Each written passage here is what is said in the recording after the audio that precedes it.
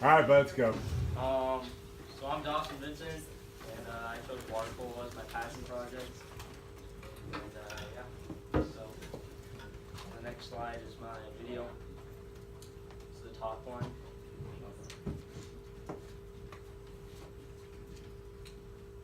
Then you just scroll down. Yeah. You're gonna have to turn it up. I accidentally filmed with the waterproof case on my camera, so it sounds like garbage.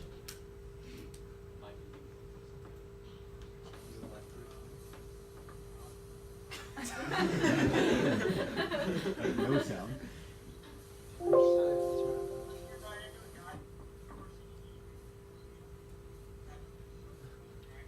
Well, basically, you need a Speedo, play water polo, you need a ball. Obviously, water polo balls are a little bit different than regular balls. They have like a sticky, grippy thing. Keep water. Gotta stay hydrated. That actually wasn't water. You'll find out in a second.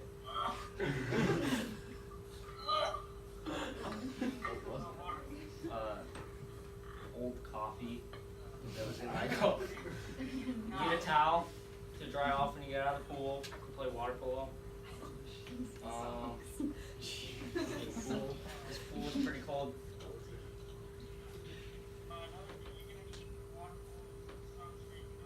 Yeah, you need sunscreen, protect your skin from cancerous rays.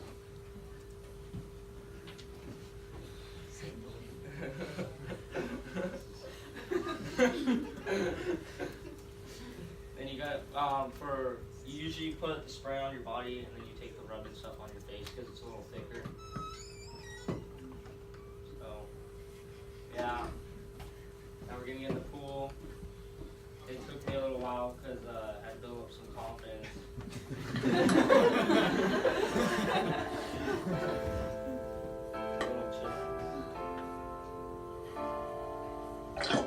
This is an example of an egg beater.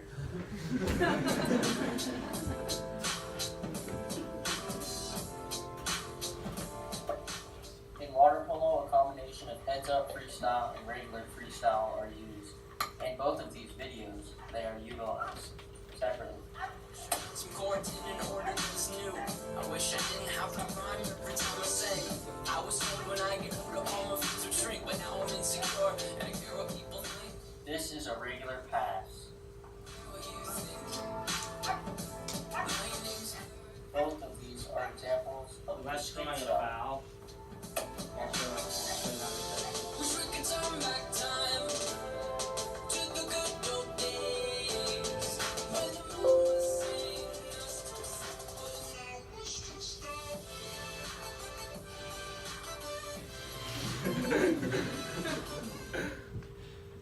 Yeah. Before I did the skip shot examples, I did what's called drawing a foul. And basically a foul is anytime you're not holding the ball and a player pushes you underwater with one arm or both arms or anything like that. So what you want to do is if you're holding the ball, the player can grab you and all kinds of stuff, and it's not a foul. But if you let go of the ball, then it's a foul. So I was simulating drawing a foul and then getting up big and taking a shot.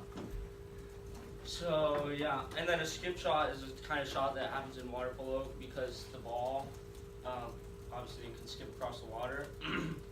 So there's a couple kind of shots you can do. There's a lob, like a spin lob. So basically you're pump faking, right? Because the goalie is on his legs. Alright, so let's get down to basics. Basically in water polo, you have to tread water. I showed an example of it, but the easiest way to show it on land, basically it's like you're sitting in a chair and you're spinning your legs like this, but pushing them down at the same time. So you're like breaststroke kicking with one leg at a time. And basically that's how you propel yourself into the air and do stuff like that to get up. Yeah, but anyway, so there's a couple kind of shots. There's a spin lob, so you're pump faking, and you set the goalie, and if he's a little far out, you go like this, like you're gonna shoot a heart, but you spin the ball at the last second, and it basically spins through the air and then comes down. Or there's a skip shot, which is where you throw it with backspin, but you aim down, so it skips on the water and then comes back up. Or there's just a regular shot, which is like you guys, you just throw it in the goal. So yeah, next slide. So some history about water polo is it was developed in Britain in the mid 19th century, so like the 1850s. And basically, it was a bunch of rugby players who were super hot from playing in the summertime.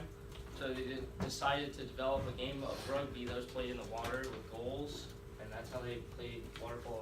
And they originally used an Indian rubber ball. So, yeah. My experience with water polo, I played soccer from kindergarten to freshman year. And I just kind of got burnt out with it. It was a little too much. So, sophomore, well, in freshman PE, we played water polo one time in Coach Smith's class, and I thought it was the funniest thing ever. I shoved a kid underwater and punched him in the face. I was like, this is awesome, right? So, I didn't really do anything. That was first semester of freshman year, but then summer came along, and I've been hearing that water polo was going to start up. So I got some information and decided to go out for it. And I went out for it, and the first week was horrible. I wanted to quit. Every single day we do conditioning, and I would be like, oh, I could just get out of the pool and leave right now. Like, no one's going to care because I'm just a new kid. But I decided to stick with it, and it was a great experience, and I loved it a lot. And here I am now, still playing it and swimming also. So, yeah. There's a video, if you just click this link. Actually, no, it's this one right here on the bottom. And then go to Water Polo Made Easy. And then this is just kind of describe the rules of water polo. But yeah.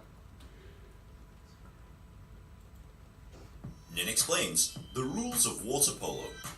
The object of the game is for your team to score more goals than the opposing team. Water polo is a game played by 2 teams of 14, with 7 players taking to the pool at any one time. They consist of 1 goalkeeper and 6 field players. To score a goal, a player must throw the ball into the goal. These goals are 3 meters wide and 0.9 meters above the surface of the water. The pool is a maximum of 30 meters long and 20 meters wide, and is a minimum depth of 1.8 meters. There is a red line 2 meters away from the goal, an amber line 5 meters away from the goal, and a midline in the middle of the pool. I'll explain what these lines are for later. The game starts with the ball in the midline of the pool. Once the referee blows the whistle, both teams will swim for the ball and try and take possession of it. You can pass the ball directly between teammates in any direction, and swim with the ball by pushing it in front of you. Field players can only hold the ball with one hand, and the idea is to pass the ball to a teammate and set up in a position to be able to throw the ball into the goal. You have to be quick though, as once your team has possession of the ball, you have up to 30 seconds to shoot the ball. Failure to shoot results in the other team being awarded the ball. The opposing team will try and stop you by blocking the ball in the air, intercepting the ball, or trying to move you out of position so that they can get the ball. They will try and take the ball away from you so that they can score themselves. The game is played in 4 8-minute periods for a combined playing time of 32 minutes. High score at the end of time wins. That was easy.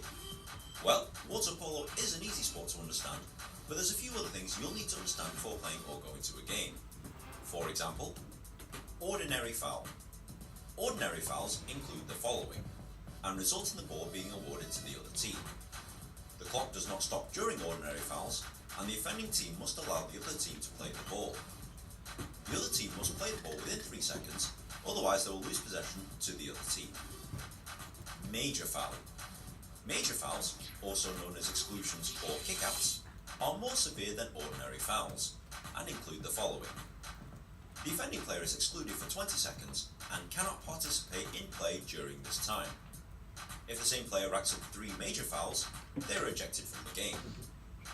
In the rare case that a player deliberately tries to injure another player, this is known as a brutal or brutality foul, and results in the player being ejected immediately. 2 meter line. The 2 meter line, denoted in red, is an area where he cannot receive the ball. However, the player can still swim with the ball. 5 meter line. The 5 meter line, denoted in yellow, marks an area where if an opposing player is fouled, he is awarded the ball. But he's only allowed to pass the ball, he cannot shoot directly. The goalkeeper can use 2 hands to handle the ball up to the 5 meter line, and this is also the line used for penalties. Penalty. If a major foul is committed on a player who has a realistic chance of scoring, a penalty is awarded. The player is awarded the ball at the 5 meter line, and only the goalkeeper can stand in the way. Just like soccer, it's one shot only. Timeouts. Teams can take a 1-minute period to take a break or to discuss strategy.